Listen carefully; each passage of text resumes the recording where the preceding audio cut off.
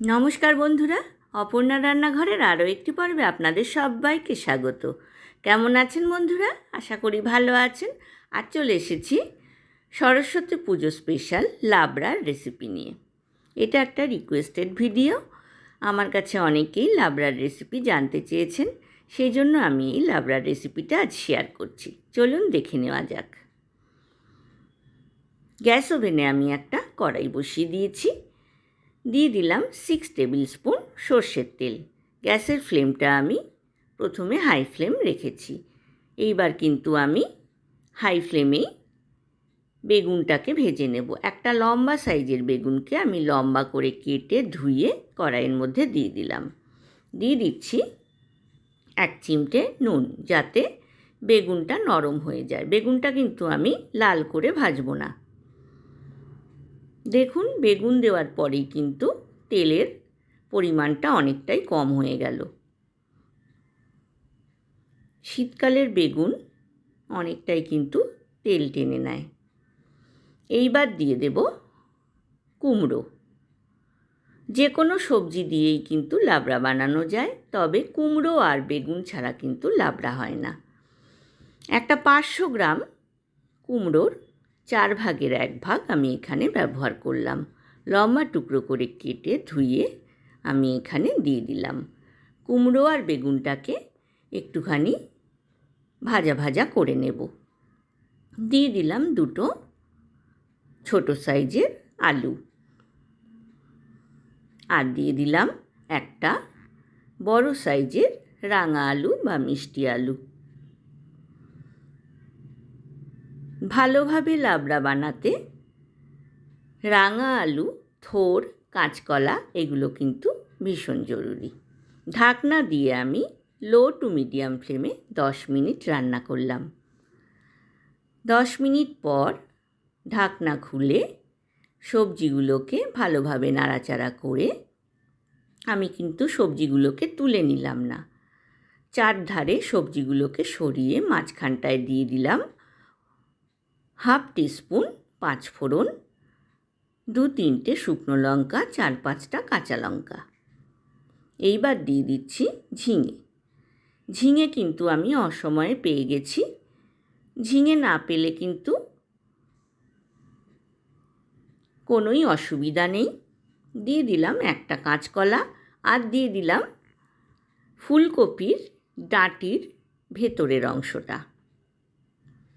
লাবড়াতে মূলো দিলে কিন্তু খুব সুন্দর একটা গন্ধ হয়, তবে এখন মাঘ মাস, মূলো তো পাওয়া যাবে না বা মূলো আমরা খাই না। সেই জন্য আমি কপির ডাঁটার ভেতরের অংশটাকে লম্বা টুকরো করে কেটে এখানে ব্যবহার করলাম। আর দিয়ে দিলাম শিম আর থোর। থোরটাকেও লম্বা করে কেটে আমি প্রেসার কুকারে একটা সিটি দিয়ে নিয়েছি। তারপর জল ঝরিয়ে আমি এখানে ব্যবহার করলাম। দিয়ে দিলাম আমি 1/2 টিস্পুন নুন। নুন, চিনি, ঝালটা কিন্তু আপনারা আপনাদের পছন্দ মতো ব্যবহার করবেন। আর দিয়ে দিলাম 1 টিস্পুন হলুদ গুঁড়ো।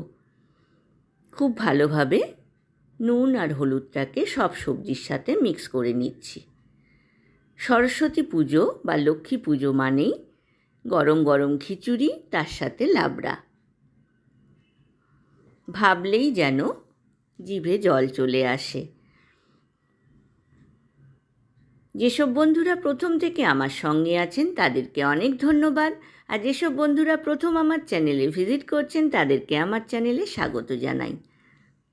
ঢাকনা দিয়ে 10 মিনিট লো টু মিডিয়াম ফ্লেমে রান্না করার পর আমি ঢাকনা খুলে ভালোভাবে সবজিগুলোকে নাড়াচাড়া করে দিলাম।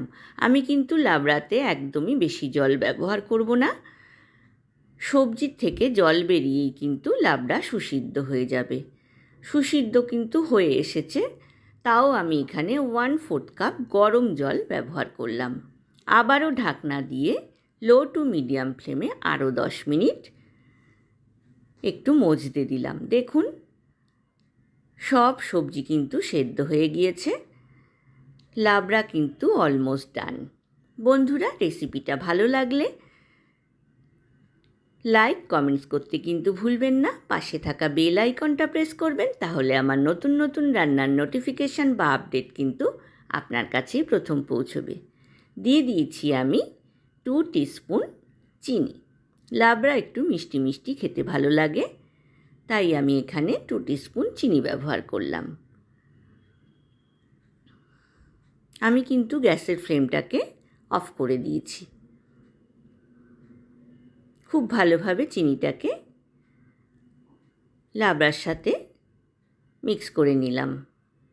দিয়ে দিলাম ছোট বাটির 1 বাটি মটরশুঁটি, আর দিয়ে দিলাম 1 টেবিল স্পুন আদা বাটা, আর দিয়ে দিচ্ছি 2 টিস্পুন ভাজা জিরের গুঁড়ো। জিরেটাকে শুকনো খোলায় ভেজে তারপর মিক্সিতে আমি পাউডার বানিয়ে রেখেছি, সেই পাউডার আমি এখানে ব্যবহার করলাম। আমি যেই পদ্ধতিতে বা যেই রেসিপিতে লাবড়া বানালাম আপনারা একবার বানিয়ে দেখবেন। আশা করি আজকের রেসিপিটা আপনাদের ভালো লেগেছে। ভালো লাগলে কিন্তু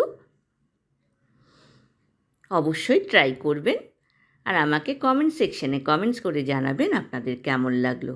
আমি ঢাকনা দিয়ে জিরে ভাজার গন্ধটা ভিতরে অ্যাবজর্ব হতে দিলাম, আর পাত্রের মধ্যে এবার ঢেলে নিবেদনের জন্য রেডি করে ফেলেছি। আজ এ পর্যন্তই বন্ধুরা, দেখা হবে আবার নতুন রেসিপি নিয়ে। ভালো থাকবেন, সুস্থ থাকবেন, ধন্যবাদ।